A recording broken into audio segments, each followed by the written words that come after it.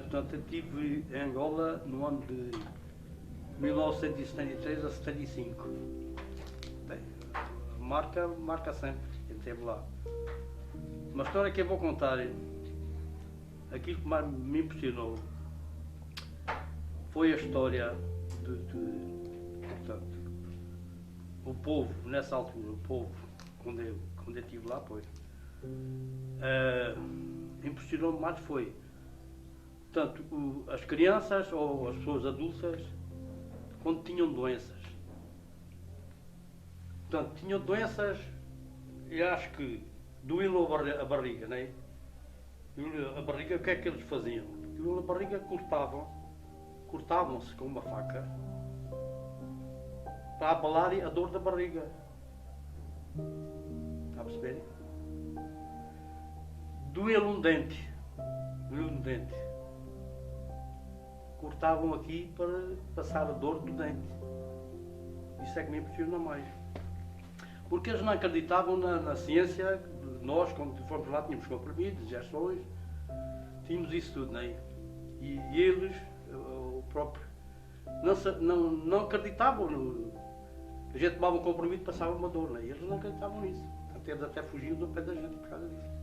Era uma pobreza grande. E também em relação a às doenças, portanto, havia num quimbo, a gente chamava no quimbo, havia a mulher mais velha do quimbo, o homem mais velho, eles é que eram os chefes. E, portanto, um pai ou uma mãe tinha uma criança doente. O que é que eles faziam para a moça se curar? A pessoa mais velha do quimbo escondia uma galinha num sítio muito escondida para a pessoa não a encontrar. E essa mãe, a mãe, para encontrar a criança ou a galinha, a intenção era tirar o coração da galinha e comer o coração da galinha. Mas a pessoa, para encontrar, tinha que estar sempre a dançar o toque de um batuque. A pessoa começava a dançar de manhã, aquilo era um dia inteiro, eram horas e horas. Ora, já sabe que uma pessoa está naquele estado, sem comer e sem beber, e a pessoa vai perdendo as forças. Quando a pessoa fica já completamente destornada na cabeça e tudo, com falta de comer e de beber, começa a perder as forças. E até nessa altura, que a mulher mais velha do quimbo tira a galinha para a pessoa conseguir encontrar a galinha. Nessa altura, já quando ela já não tem quase força nenhuma. E a mulher encontra, a mãe encontra a galinha, agarra-se à galinha, tira-lhe o coração com a boca e come o coração. E há outra também história dessa, que é a mulher mais velha do quimbo. Portanto, lá não se namorava, não se negócio. Nascia uma criança, uma miúda, e os pais compravam logo a criança para um filho. Chegava à altura da moça, aos 12 anos ou coisa, quando se juntavam, quem é que tirava portanto, a criança era virgem. Para tirar a virgindade da criança, a mulher mais velha do quimbo é que tirava com os dedos e coisa. E depois aí fazia-se a transição, dava uma ovelha daquilo, não havia ovelha, não sei o que é que eles faziam, qual era a intenção. Não pagavam em dinheiro, pagavam em comida, ou qualquer coisa. Isso, mas acho que me impressionava. A guerra, eu era radiografista. Portanto, não entrava na guerra, não é? Mas aquilo na guerra, naquela zona lá, estava. Ora, aquilo era a fronteira da Zâmbia, mesmo à fronteira. Era um sítio que chamavam as terras do fim do mundo. Aquilo sofria-se mais, era mais psicologicamente da gente, porque nessa altura havia lá um sargento que era até alentejano, e até me disse muitas vezes que aquilo era mais. Era coisa de dinheiro, não sei, quer dizer, pelo menos aquilo que ele me contou. Porque havia lá muita gente, chamava turra, aqueles que, pois para mim não eram turras, portanto eles estavam na terra dele, nós é que fomos para lá, mas não fomos nós que quisemos ir para lá. A gente fomos obrigados a ir. E ele disse que aqui havia negócios. Não, que havia negócios que muitas vezes acontecia. A gente tinha uma cantina, nós às vezes ia lá beber uma cervejita, e ia sempre lá pessoas que não era normal estar lá, porque eles iam se abastecer, os forços e daquilo, está a ver? E aquilo era mais um negócio. O sargento é que me disse, isto aqui é só um negócio. Quem ganha com isto são os grandes. Nós é que andamos aqui. E muitas vezes eles iam para a mata, sabiam que estavam lá, chamam essas costuras, sabiam que estavam para além, eles já iam ir lá. Davam a volta, iam à volta para nem enfrentarem, está a ver? Minas, essa coisa, daquilo só tinha uma picada, chama-se uma picada que é quase tudo é areia. As pessoas que iam lá. E poucas vezes fui. Às vezes ia no Berlier, às vezes ia à caça. A caça é que a gente ia para comer melhor. Opa, estávamos lá, palancas, núncios é que era mais coisa. A gente, quando ia lá, caçávamos os núncios, depois, ou para as pessoas do Quimbo, coisa, a gente dava também a comer, deixou muitas marcas. Psicologicamente nós ficámos também afetados com aquilo. E na altura, quando estive no mato, estive lá, portanto, agora fui em 73, passou um ano, a gente ao fim de 18 meses, estive lá 18 meses. Ao fim de 18 meses nós éramos rendidos, mas naquela altura, o 25 de abril de 74, nessa altura já não havia ninguém para render a gente tivemos que ficar ainda lá mais tempo. E então, eu depois vim para Luanda. Em Luanda, nessa altura, aconteceu a Guerra Civil em Luanda, mesmo em Luanda. Aí também foi uma coisa marcante, porque nós não podíamos sair. Aquilo era todo o dia, todo o dia e toda a noite. A gente estávamos no quartel e ouvimos sempre, toma, pão, sempre. Aquilo era uma loucura. Comerem, lá em Luanda não havia comer. Podia haver muito dinheiro. Havia pessoa, e encontrei uma pessoa que era aqui de Vila de Frades. Essa pessoa esteve lá também na tropa, depois ficou lá como polícia. E esse depois andava lá, que tinha muito dinheiro na Azevedo, mas não tinha comer para... E a casa estava quase tudo fechada, aquilo era uma loucura. Disseram que era o fim, em 74, abril de 74, rebentou 25 de abril. Disseram que isso coisa, mas isso não acabou, aquilo não acabou, aquilo foi ainda pior. Nessa altura de 74, eu vim em janeiro de 75. Mas nessa altura, em novembro, dezembro de 74, quando arrebentou lá a Guerra Civil, aquilo era pior que a guerra no mato, porque a gente andava no mato, estávamos lá muito tempo, mas pouco confronto tinha, pelo menos na minha área, né? E aquilo, pronto, isso marcou-me muito. Você esteve aqui quanto tempo antes de ir para o ultramar? Portanto, assentou para onde? Em Beja. Depois de Beja fui para o Porto. Só onde havia os radiografistas era no Porto. Lá no Porto tive 9 meses de especialidade, 9 meses, com mais 3 e 12 meses. No ultramar tive 22 meses. Só gostei também quando nós recebemos o gosto para a gente vir embora, de lá de onde eu estava até Luanda, levei só 8 dias de Berlier, dias e noites. Mas aí já nós vínhamos para... Angola é um país muito grande. Está muito grande. É maior de 18 vezes Portugal. Portanto, isto é... Só do lado dessa zona onde eu estava, chama-se Nova Riquinha. De lá até Luanda, eu digo que nunca mais chegámos cá a Luanda. Era noite e dia. Mas é uma companhia, acho que, pronto, o meu capitão disse-me que cada povoação que nós passássemos, eles já estavam alertados que nós íamos passar lá, portanto, para não haver para não se meterem com a gente, para não coisa. Então íamos passando por elas e vamos embora. Olha, a primeira sensação foi logo quando eu fui de avião, não fui de barco. Fui de avião quando a gente estava daqui, acho que foi em fevereiro, acho que foi, não me lembro, aqui estava frio. Foi em fevereiro, foi na altura do carnaval e foi. Aqui já estava frio. E chegamos lá, quando o avião começa a descer, por coisa, se nós vimos coisas, tivemos logo que tirar a fapela toda. Aquilo muito quente. Chegámos lá, aquilo é calhar que tomar Cuba toda. Só o grafanito, chama-se aquilo grafanito. Era um dia lá tudo lá caía lá.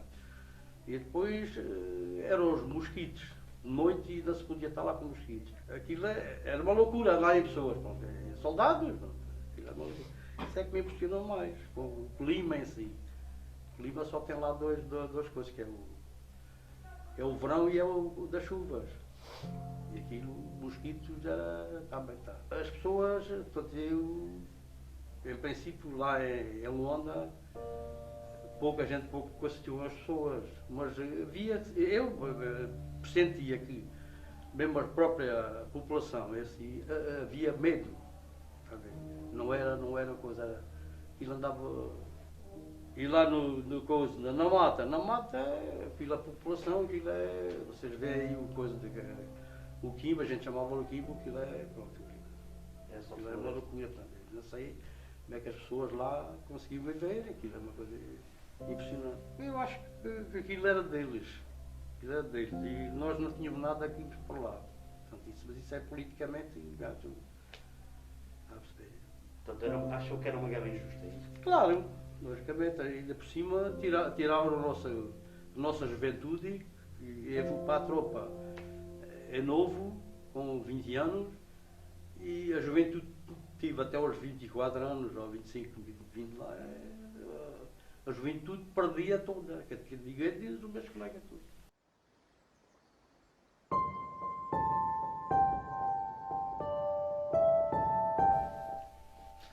Olá, eu estou aqui para esta entrevista que acho extremamente interessante.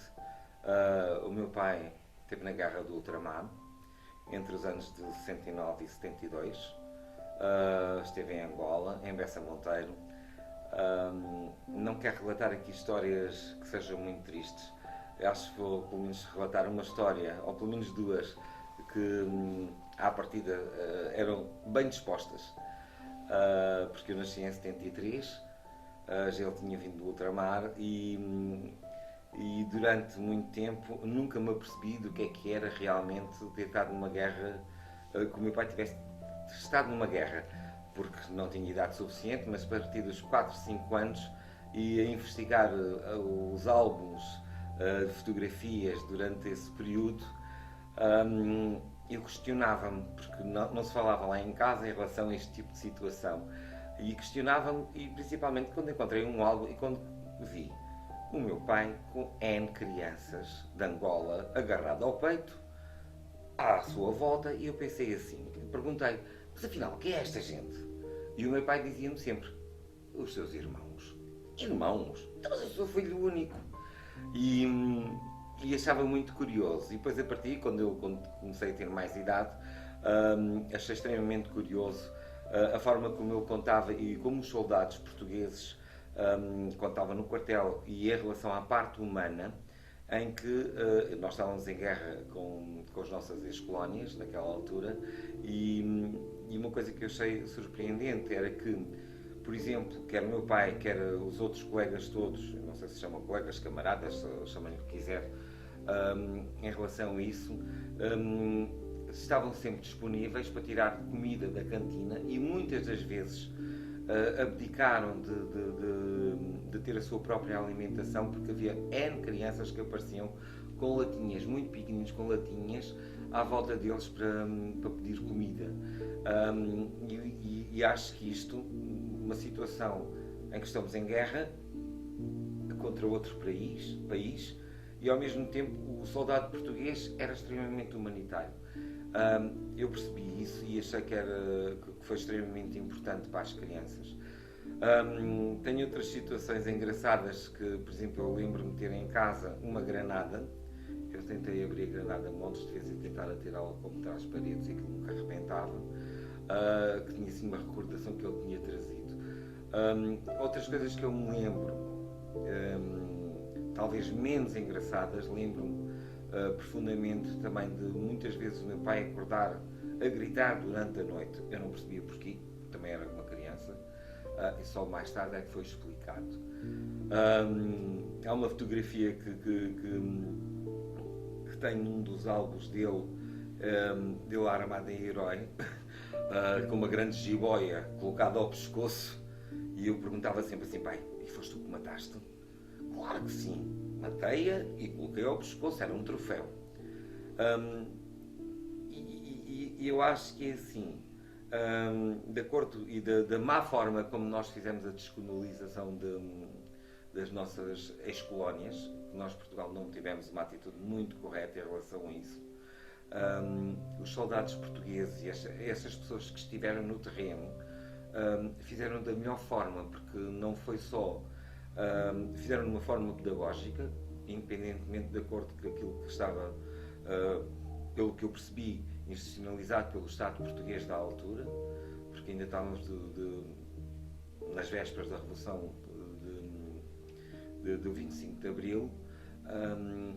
As pessoas, os portugueses, foram extremamente humanos em relação às diferentes colónias onde estavam a desenvolver aqueles trabalhos que lhes foram solicitados, não solicitados, obrigados. Outra imagem que eu tenho também gravada, que também achei imensa graça, que o meu pai dizia que tinha vindo num paquete que se chamava Vera Cruz. E passado não sei quantos anos, ele teve a oportunidade de me levar a Sines, e o paquete de Vera Cruz estava a servir de, acho que era hotel-restaurante, não me lembro muito bem, sou sincero, e depois deu para me explicar como é que eles viviam, por exemplo, quando fizeram as duas travessias, uma para lá e outra para cá. E há tanta história para contar, que é impressionante. Uma coisa que eu também, isto pessoalmente e muito sinceramente, isto da opinião também a nível familiar, quer da minha mãe, quer da parte da minha avó, mãe do meu pai. O meu pai, quando foi para Angola para servir, a fazer o serviço militar, era uma pessoa completamente diferente. Uma pessoa dócil, uma pessoa pacata, simpática e bem disposta. E pelo que eu percebi, pelo álbum que tenho, também se divertiu em determinadas situações, mas situações com grande pressão, e que eu próprio senti, eu e o meu irmão, e se calhar a nível familiar, o pós-guerra trouxe várias modificações a nível pessoal, a nível psicológico, em relação à família, porque a atitude não era a mesma. Ele foi um menino, veio um homem com ideias completamente diferentes e com grandes pressões, e nós próprios, enquanto família, entre aspas, sofremos um pouco, porque tornou-se uma pessoa extremamente exigente a nível familiar, e também com algumas depressões que, ao fim e ao cabo, acabam por... Não podemos dizer que era uma família perfeita.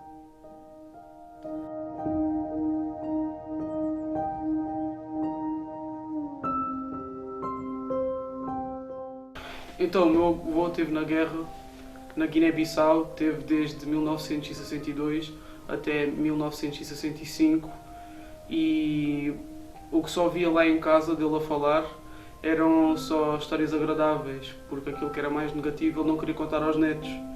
E nós sabíamos que ele gostava muito de um miúdo pequenino, e que sempre que ele estava lá, ele andava sempre com o miúdo. E quando ele voltou para Portugal, quis trazer o miúdo, mas não conseguiu. Também sabíamos de uma história que ele encontrou um macaco ferido e cuidou do macaco até o macaco ficar bom, e também o conseguiu trazer para Portugal. E era só isso, só havíamos histórias positivas.